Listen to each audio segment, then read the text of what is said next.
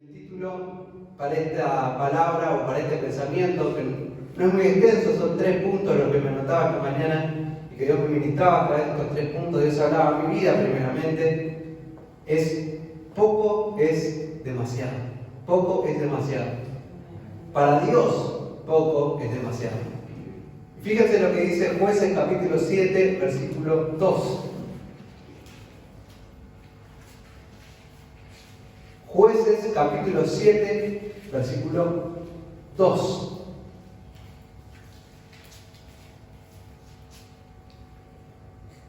Jueces 7, 2.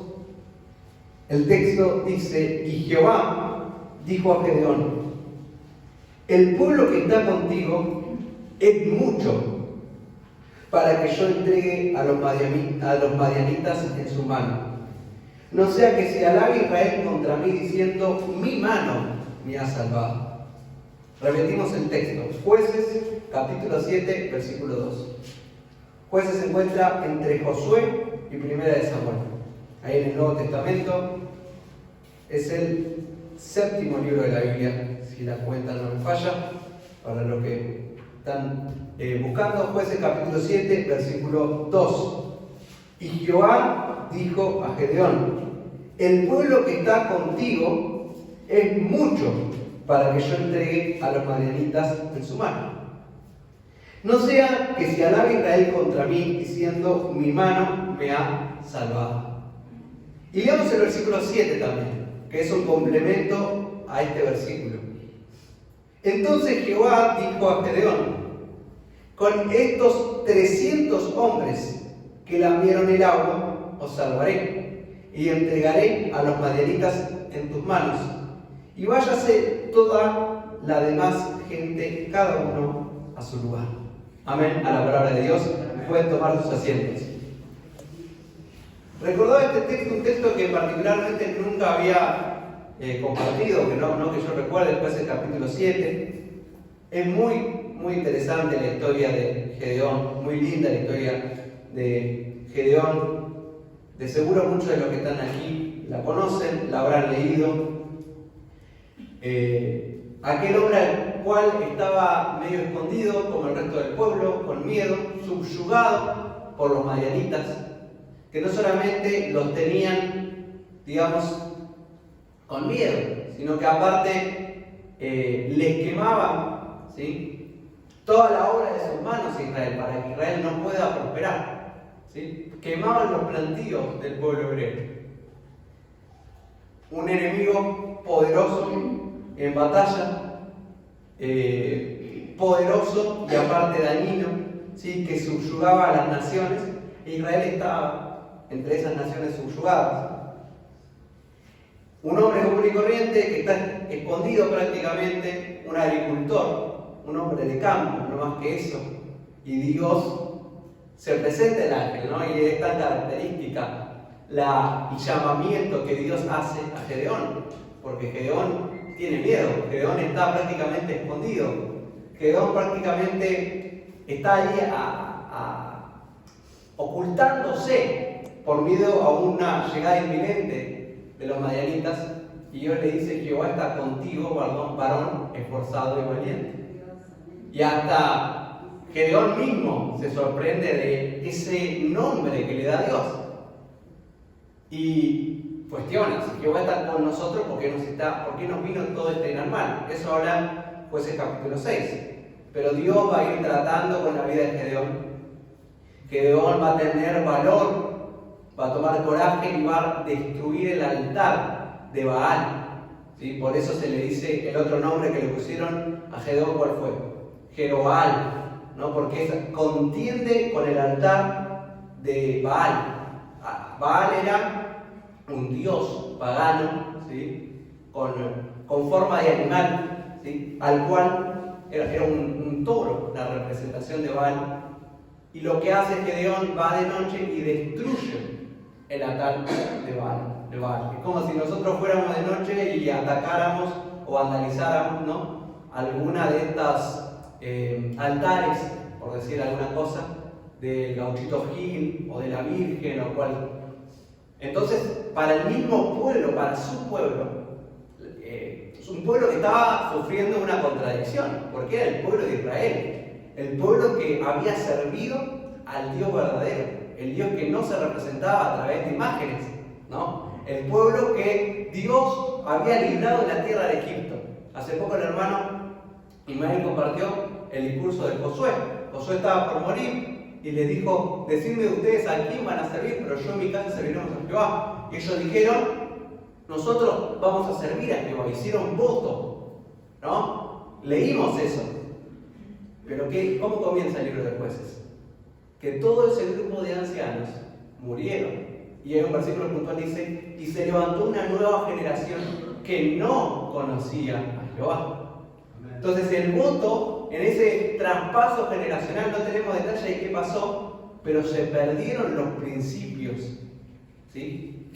Y los valores que creían en ese Dios verdadero, y esa nueva generación se inclinó y creyó en los dioses, ¿sí? Paganos. Adquirió y tomó a Baal como Dios. Gedeón toma valor cuando se encuentra con el Dios verdadero, con el Dios de sus padres, y vandaliza, por decirlo así, el altar de Baal, de su propio padre. Y cuando esto sucede, la gente viene como si viniera el día de mañana, la gente, y nos dicen: ¿qué hicieron? ¿Cómo van a vandalizar el altar de Baal? Y el papá de Gedeón lo defiende y dice: ustedes están queriendo vengarse de Baal, pero si Baal es Dios, dejen de que Baal se vengue por sí mismo. Que Baal necesita que ustedes se venguen de Gedeón, si es tan poderoso, que Baal venga y se defiende y se encargue de Gedeón. Entonces, Gedeón empieza a mostrar un coraje, un valor, una determinación que hasta este momento no tenía. De eso se trata Jueces capítulo 6. Pero el punto es que Dios envía a Gedeón a armar un ejército y a combatir contra los madianitas. Ahora Gedeón empieza a reclutar gente, empieza a comunicar o a pregonar a ese pueblo que se prepara para la batalla, a tener coraje y a decir: vamos a ir contra los madianitas. Ahora, cuando yo leía este texto, el capítulo 7, y pensaba al respecto, decía: yo imagino Gedeón, luego de que Dios le da una serie de señales, que también no hace tanto las compartimos, la señal del vellón de lana. Yo me imagino a Gedeón yéndose a dormir, pensando él dentro suyo, ¿no? Bueno, ¿cómo voy a hacer para reclutar más gente? Necesitamos un ejército aún más grande. Necesitamos capacitarlos, prepararlos para la batalla, instruirlos. ¿Cuántos pensamientos que había quizás en la mente de Gedeón? ¿Por qué? Porque el ejército, si bien habían conseguido un buen número, no estaba a la altura del ejército de Madián, que era poderoso, preparado, que estaba acostumbrado a batallar y que aparte eran numerosos. Ahora, me imagino la mente de Gedeón pensando cómo abastecer el ejército, cómo instruir al ejército, cómo capacitar al ejército y cómo reclutar aún más gente, cómo conseguir aliados. No sé qué estaba pensando la mente humana de Gedeón. Ahora, él se encuentra en un día particular y Dios le habla y le dice: la cantidad de personas que tenés es demasiada. Es demasiada. Fíjense lo que dice el texto. Y este texto no puede pasar desapercibido. El pueblo que está contigo es mucho. Yo me quedaba en este texto y quería compartirlo con ustedes porque en ninguna cabeza, ¿no?, quizás humana, en ningún pensamiento humano, en ninguna economía o en ninguna matemática humana, eso era cierto. Gedeón en lo que menos estaba pensando es en reducir la cantidad de gente, en aumentar seguro, en conseguir aliados seguro, pero viene Dios con un planteo fuera de cualquier pensamiento y idea humana. Gedeón, tenés demasiados soldados. Es mucho. No necesito toda esta cantidad de hombres. Y ese planteo es el que chocaba y el que creo que es el centro. Y pensando en esto, me remontaba que no es el único caso de la Biblia donde Dios se suple o utiliza medios que a los ojos de los hombres son insuficientes, pero para Él son demasiados. ¿Sí? Es decir, uno observa los recursos y dice, con estos recursos son insuficientes, no lo vamos a lograr. Pero Dios no solamente dice que son suficientes, sino que son demasiados. Ese es el planteo. Entonces, la historia de la Biblia, la historia de la palabra de Dios, una vez nos ilustra, una y otra vez nos ilustra que Dios hace grandes cosas valiéndose de cosas pequeñas. Y vamos a ver ejemplos de eso, digamos, rápidamente. Vamos a ver esos ejemplos en primer lugar. Y vamos a ver el contraste entre la mirada de Dios de las cosas y nuestra mirada. Como cuando nosotros vemos poco, Dios ve mucho. Cuando nosotros vemos insuficiencia, Dios ve abundancia. ¿Sí? Porque la economía divina o la matemática divina no funciona como funciona la matemática o la economía terrenal. Dios puede hacer con poco mucho. Y la Biblia se trata de eso. Todo el Antiguo Testamento se trata de cómo Dios hace grandes cosas con hombres viles, débiles. ¿Sí? Y el Nuevo Testamento aún. Vemos cómo Dios expande su reino con hombres sin capacidad, sin estudio, sin preparación. Porque es buenísimo, ¿no?, que haya preparación, es buenísimo que haya dedicación, que haya disciplina y que tratemos de hacer las cosas de Dios de la mejor manera y con excelencia. Pero observemos cómo a lo largo de la historia Dios evidencia, ¿sí?, que usa personas sencillas, sin capacidad, sin mérito, ¿sí?, y hace grandes cosas con eso. Porque Pedro no era un hombre capacitado. ¿Quién podría decir que Pedro era un hombre capacitado? ¿Quién podría decir que Gedeón era un hombre capacitado? ¿Quién podría decir que Juan era un hombre capacitado? Eran pescadores, no eran teólogos, no eran filósofos, no eran predicadores. Dios se vale de cosas pequeñas para hacer cosas grandes. Y la Biblia se trata de eso. En segundo lugar, vamos a ver cómo Dios disminuye intencionalmente el ejército de Israel. Parece que hay un ejército preparado. Gedeón tiene sus planes, seguir capacitándolo, aumentar la cantidad de gente, reclutar más gente. Dios dice no. Dios prácticamente se dedica en Jueces capítulo 7 a diezmar el ejército de Gedeón hasta reducirlo a la cantidad simbólica de 300 hombres. Y si usted lee, ninguno de ellos va a tener que hacer uso de su espada, de esos 300 hombres. Y no es el único caso en la Biblia de grandes pasos. Entonces ese sería el punto 2. Dios el punto número 2 se trata de eso, ¿no? Cómo Dios opera en nuestras vidas, en nosotros, para quitar todo lo que sobra o lo que está de más. Porque Él no necesita mucho para hacer grandes cosas. Y el punto número 3, vamos a entender el por qué Dios hace lo que hace. ¿Por qué Dios se suple de medios ordinarios para hacer cosas extraordinarias? Y en el versículo 2 está la respuesta, ese por qué, que usted quizás ya la habrá detectado. Dios dice, fíjese aquí, no sea que se alabe Israel contra mí diciendo, mi mano me ha salvado. Dios quiere dejar bien en claro que el logro o la victoria fue gracias a Él y no gracias al mérito del hombre. Así que esa sería la respuesta. Entonces, en primer lugar, observamos cómo Dios ve las cosas y cómo nosotros vemos las cosas. Cómo donde nosotros vemos poco, Dios ve mucho. Donde nosotros vemos insuficiencia, falta, carencia, debilidad, Dios ve abundancia, demasía. Dios ve potencial. Dios ve victoria.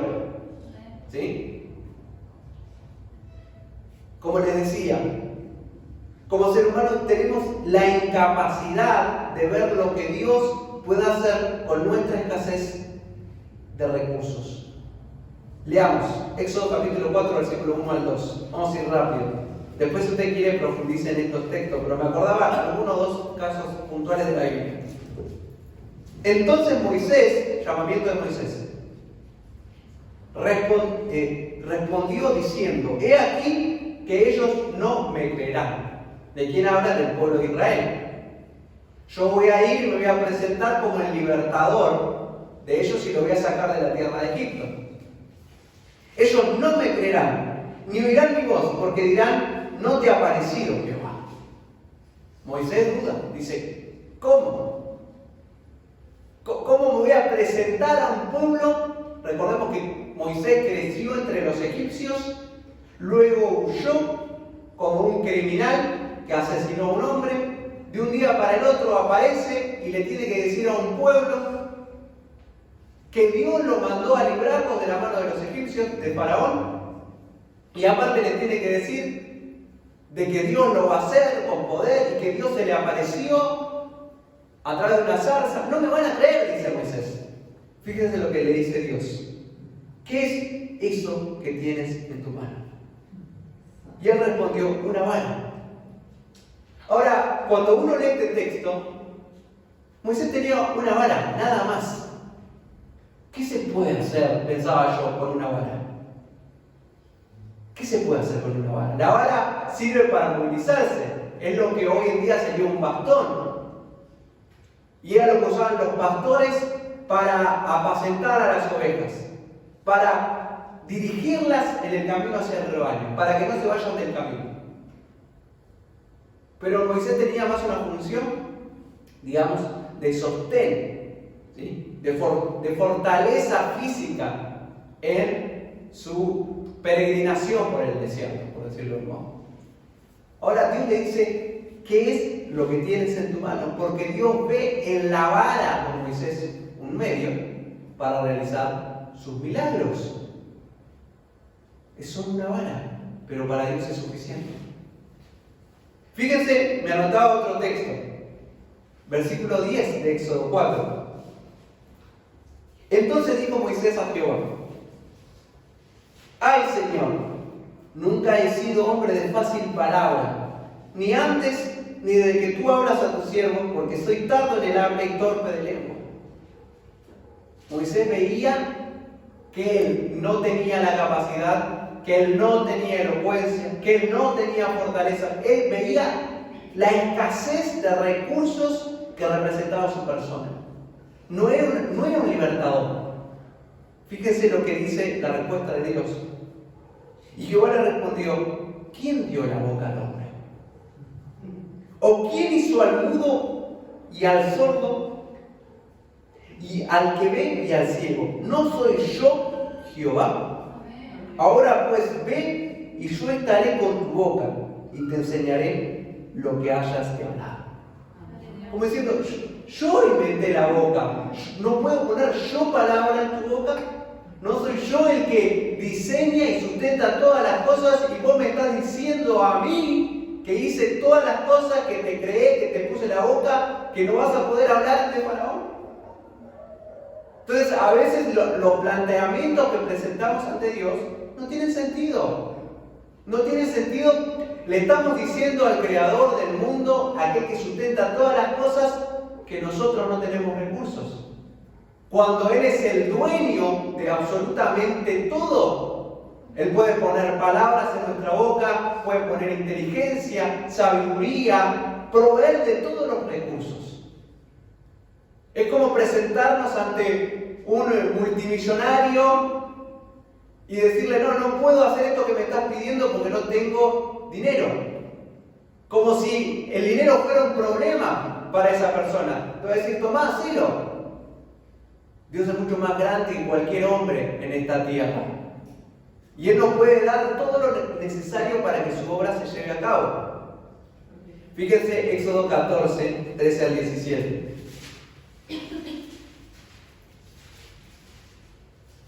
Este mismo Moisés, que no tenía palabra, está enfrente del Mar Rojo, vienen los egipcios a atacar y acabar al pueblo de Israel ya en su peregrinación o en su éxodo, ¿sí?, a la tierra prometida. Y Moisés dijo al pueblo: no temáis, estad firmes y ved la salvación que Jehová hará hoy con vosotros, porque los egipcios que hoy habéis vistos, nunca más para siempre los veréis. Jehová peleará por vosotros y vosotros estaréis tranquilos. Entonces Jehová dijo a Moisés: ¿por qué clamas a mí? Di a los hijos de Israel que marchen. Y tú alza tu vara y extiende tu mano sobre el mar y divídelo, y entren los hijos de Israel por el medio del mar en seco. Simplemente vemos cómo Dios proveyó a través de una vara que se abre el mar. Pero vemos palabras en la boca de un hombre que era torpe para hablar, que no podía hablar. Palabras de aliento, capacidad, fe y poder. Todo esto Dios lo hizo con una vara. Moisés no tenía nada más. No tenía poder bélico, no tenía hombres, no tenía ejércitos. Pero para Dios la vara era suficiente. Amén. Siguiente. Segunda de Reyes, capítulo 4:2. Fíjense que Dios siempre pregunta: ¿qué es lo que tenés? Una vara. Bueno, es suficiente. Segunda de Reyes, capítulo 4, versículo 2. Mismo caso.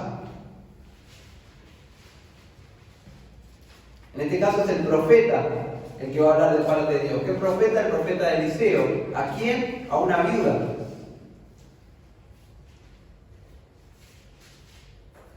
Viene una mujer a plantearle el problema, que viene un acreedor que quiere llevarse a sus hijos y hacerles esclavos. Ella es viuda y ya su esposo no está, quien era quien traía, digamos, en ese tiempo, que se encargaba de la mantención del hogar y que era el medio económico de sustento para esa familia. No estaba más su esposo. Y Eliseo le dice: ¿qué te haré yo? Declárame qué tienes en casa. De nuevo Dios pregunta: ¿qué tenés? Y la respuesta es: tu sierva ninguna cosa tiene en casa, sino una vasija de aceite. Acá ya vemos el contraste entre lo que vemos nosotros y lo que ve Dios. Para Moisés, él quizás dijo: solo tengo una vara. Y Dios dijo: esa vara me alcanza y me sobra.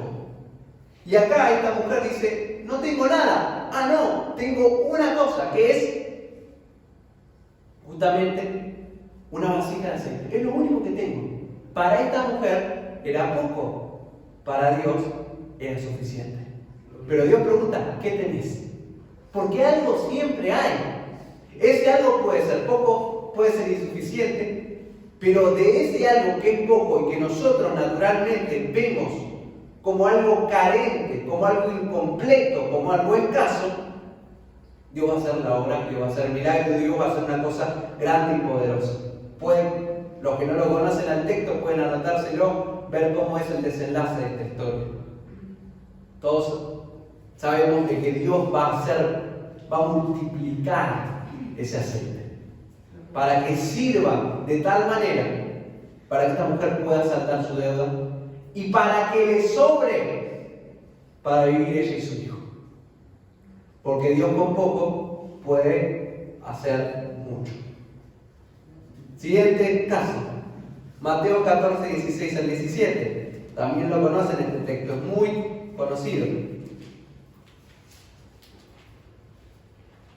Fíjense de nuevo cómo uno, con los ojos terrenales, o cómo el hombre, o cómo el ser humano menoscaba, tiene por poco. Porque esta mujer dijo: solamente tengo esta vasija de aceite. ¿No? Después Moisés dijo: solamente tengo esta vara, no tengo nada. Acá, Mateo 14, 16 y 17. Jesús le dijo: no tienen necesidad de irse, dadle vosotros de comer. Y ellos dijeron: no tenemos aquí sino 5 panes y 2 peces. Pero no lo dicen en sentido positivo: Señor, tenemos 5 panes y 2 peces. Ellos dicen: Señor, no tenemos nada, solamente tenemos 5 panes y 2 peces. declarando, confesando, admitiendo que eso no alcanza, que es escaso, que es insuficiente, que es poco. Fíjense lo que dice Cristo. Tráemelos acá. Dame lo poco, dame lo insuficiente que tenés y yo con eso voy a orar. Esa es siempre la actitud de Dios a lo largo de la Biblia. Tus recursos escasos, tus limitaciones, tu incapacidad, tráemelas. Yo con eso voy a orar. Primera de Samuel 17, 40 al 45. Y los que conocen estos textos ya saben que Primera de Samuel 17, si no es quizás uno de los textos más conocidos de la Biblia, el versículo 45, primero leer el versículo 40. Y tomó su callado en su mano y cogió 5 piedras lisas del arroyo y las puso en el saco pastoril, en el zurrón que traía, y tomó su onda en su mano y se fue hacia el Filisteo. David y Goliat. Texto emblemático, épico de la Biblia. David toma 5 piedras y de esas 5 piedras solamente va a usar una. Pero acá tenemos un contraste. David, el hombre conforme al corazón de Dios, él no ve esas 5 piedras como insuficientes. Fíjense lo que le dice David en el versículo 45 a Goliat.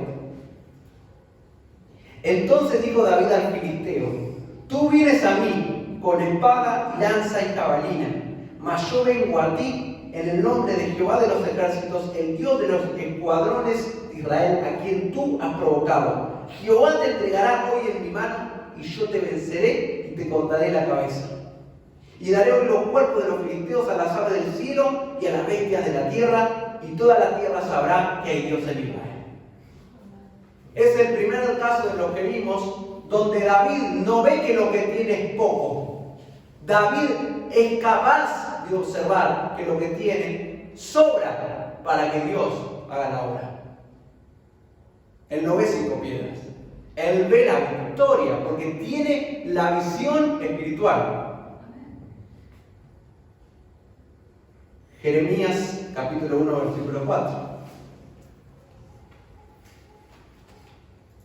Otro texto representativo. Dios vendrá de Temán, el santo del monte Parán. Su gloria cubrió los cielos y la tierra se llenó de su alabanza. El resplandor fue no fue palabra de Jehová naciendo, salían de su mano. Antes que te formaste y antes que naciese delante de su trono iba mortandad profeta a las naciones. Salían carbones encendidos. Yo digo, la tierra, Señor Jehová, y se equilibraron los cielos. O sea, los montes antiguos fueron desmenuzados, solo los collados antiguos se humillaron, los jóvenes son eternos. Un adolescente, me dijo Jehová, no la manifestación visible de Dios, porque a todo lo que te miras tú. Yo quiero eso, Dios obrando en forma evidente en mi vida. Entonces, que Dios esté obrando se vea traducido de números, en estadística, en cantidad, en una pequeña porción de aceite, de 5 panes y de una mesa, ¿sabes? De un niño, de una piedra, así como vimos que Dios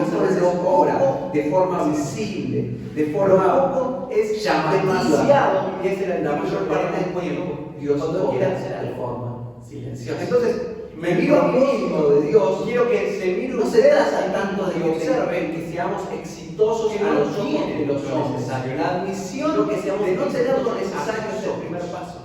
Y entregar eso que no es suficiente delante de las manos de Dios, creyendo que Dios de ese poco puede hacer mucho. Hay una alabanza que decía, que se me vino recién a la mente, pero de esta nada, ¿sí? Que hay hoy en mí, o que de esta nada algo puedes hacer tú. No recuerdo la frase esta, pero de esta nada que hay hoy en mí, algo puedes hacer tú. Conocer la limitación, pero no quedarme con lo poco que tengo. Frente al problema, frente a una necesidad, frente al servicio, sino saber de que eso para Dios puede ser suficiente. Ahora hay un por qué Dios hace con lo poco mucho. ¿Sí? Punto número 2.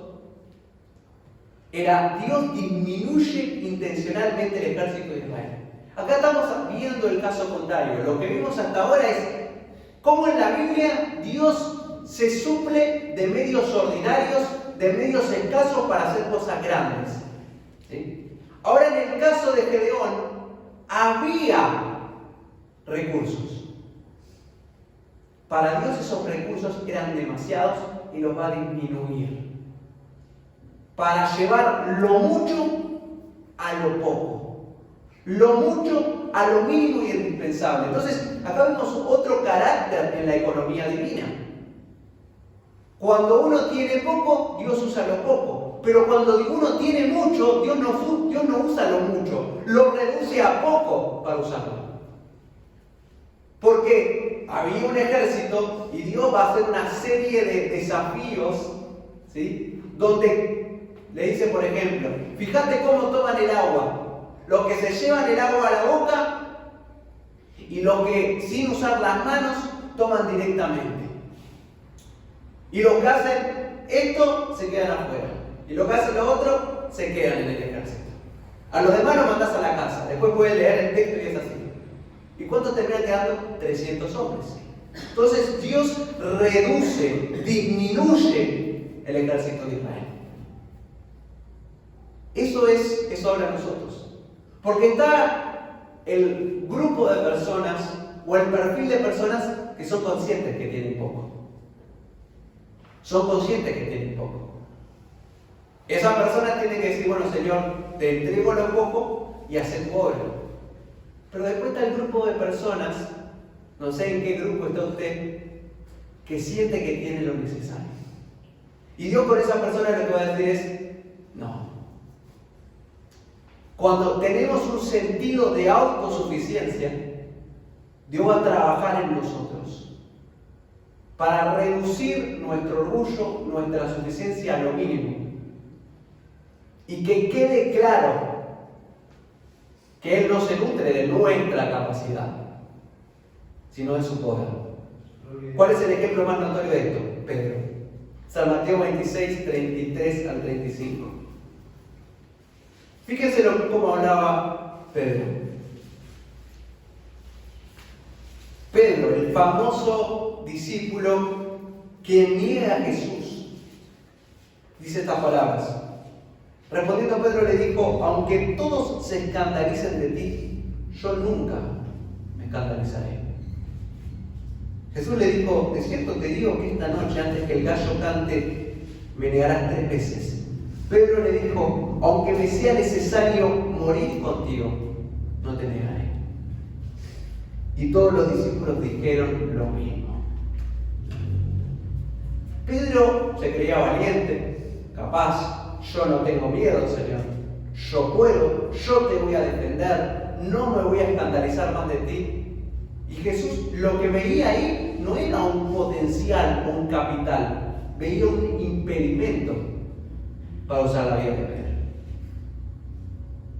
Porque cuando uno cree que puede, Dios dice, a este le falta. No está listo, porque cree que puede. Y cuando uno cree que puede, no confía en Dios. Confía en sí mismo. Fíjese cómo habla Pedro. Y Jesús le dice, pero me vas a negar. Nunca. Nunca, Señor. Nunca te voy a negar. ¿Qué pasa esa noche? Pedro niega al Señor. Llora amargamente. Después anda escondido. Se siente incapaz, indigno, no se acerca, vuelve a pescar. Ya conocemos toda la historia de Pedro. Era necesario que Dios, de la misma forma que redujo el ejército de Gedeón, reduzca el orgullo de Pedro, la autosuficiencia de Pedro. De la misma forma que quedaron 300 hombres en el ejército de Gedeón, quedó un Pedro diezmado en su autosuficiencia. Un Pedro que decía, negué al Señor. Un Pedro que fue consciente de que su valentía, su coraje no eran tal. Ante una situación conflictiva, Pedro no tuvo ese temperamento que él creía que tenía, ese valor que él creía que tenía. Pablo, el otro ejemplo. Segunda de Corintios 12:7. La palabra también la leímos hace poco. Segunda de Corintios 12:7.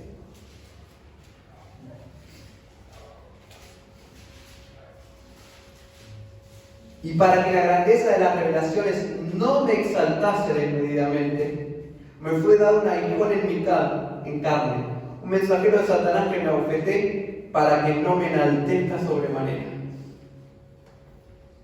Pablo es consciente, dice, yo por mí mismo me la voy a creer. Y Dios, por lo tanto, coloca un aguijón en mi carne que limite mi capacidad, para que no me la crea. Porque Dios siempre va a reducir nuestro ego, nuestra suficiencia, nuestra capacidad y nuestros recursos, para que no creamos que es por nuestra capacidad, sino por su poder. Entonces, si nos preguntamos, ¿por qué Dios está en mi vida obrando de forma tal que en lugar de abundar, parece que Dios me quita?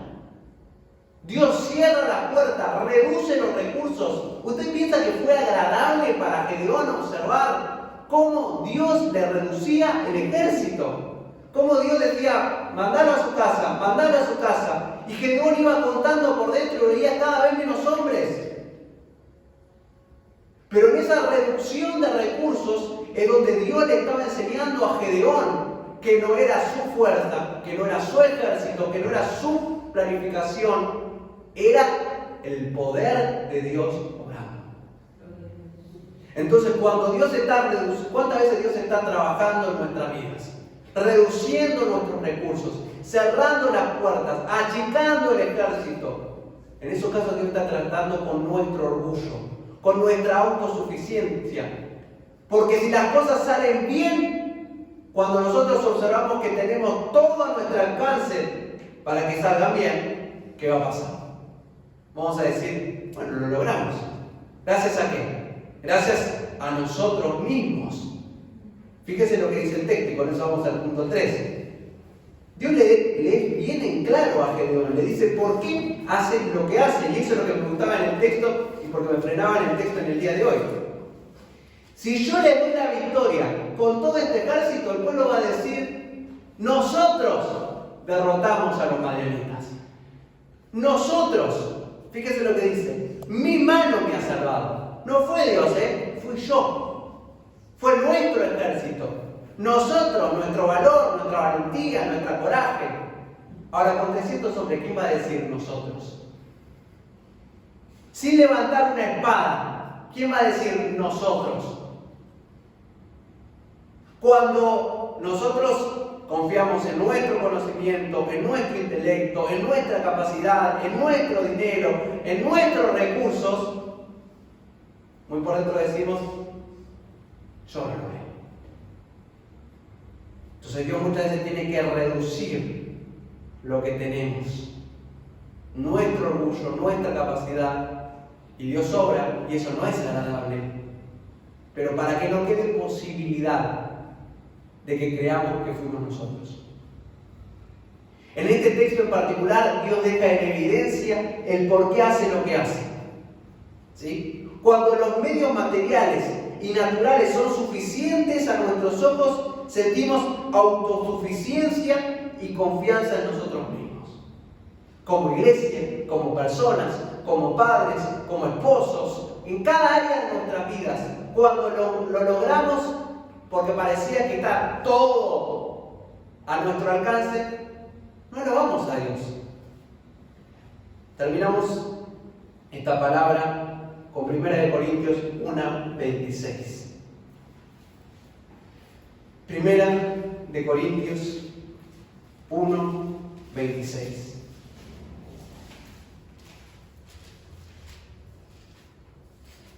El texto dice de la siguiente manera. Lo tengo aquí anotado, pero voy a ir a la Biblia. Pues mirad, hermanos, vuestra vocación. que no sois muchos sabios según la carne, ni muchos poderosos, ni muchos nobles, sino que lo necio del mundo escogió Dios para avergonzar a los sabios, y lo débil del mundo escogió Dios para avergonzar a lo fuerte. Y lo vil del mundo y lo menospreciado escogió Dios, y lo que no es, para deshacer lo que es, a fin de que nadie se jacte en su presencia. Mas por él estáis vosotros en Cristo Jesús, el cual nos ha sido hecho por Dios sabiduría, justificación, santificación y redención, para que, como está escrito, el que se gloría, gloriese en el Señor. Amén. Esta palabra no tiene agregados. Dios nos está diciendo, Dios no te cogió a vos por tu capacidad, sino por tu incapacidad. Dios no te tomó como su siervo, como su hijo, como para el servicio por lo que sos, por lo que tenés, sino por lo que te falta. No porque seas grande, sino porque seas chico. ¿Para qué? Para que quede bien en claro a los ojos de los hombres y a vos mismo que no es tu capacidad, si es justamente lo que te falta, si no es Dios obrando. Y para eso, para que cuando las cosas salgan, para que cuando haya victoria, el nombre de Dios sea glorificado, no el nuestro. Hermanos, recordemos estos 3 puntos. En primer lugar, si alguno dice, tengo poco, tengo nada, no sé qué tenemos, solo tengo una vasija, solo tengo una vara, no sé qué es lo que tenemos, lo que tengo yo, lo que tiene usted, pero para Dios es demasiado. Eso es número 1. Ahora quizás hay uno que piensa lo contrario, tengo mucho. Déjame decirte que si creemos que tenemos mucho, Dios se va a deshacer de todo lo que sobra, hasta que tengamos poco. Y cuando tenemos poco, Él va a usar eso poco. Pero Dios nunca usa, digamos, para su obra las cosas que están de más. Porque cuando sucede eso, la Biblia evidencia que a Dios no se le da la gloria. Y el punto número 3 es esto. ¿Por qué hace Dios lo que hace? Para que quede evidenciado y que quede bien claro y no haya dudas de que es su poder. ¿Sí? Así que si alguno en el día de hoy se siente poco, siente que no tiene los medios, que no tiene los recursos, que no tiene la capacidad, es verdad, no lo tenemos. Pero para Dios es suficiente, y Dios no solamente dice eso. Fíjese, recuerde la palabra, me queda con esa palabra, como Dios dice, tráeme los panes, tráeme lo que tenés. Yo con eso voy a hacer mi gloria, voy a demostrar mi gloria. Traigamos lo poco que tenemos al Señor y Dios con eso va a hacer mucho.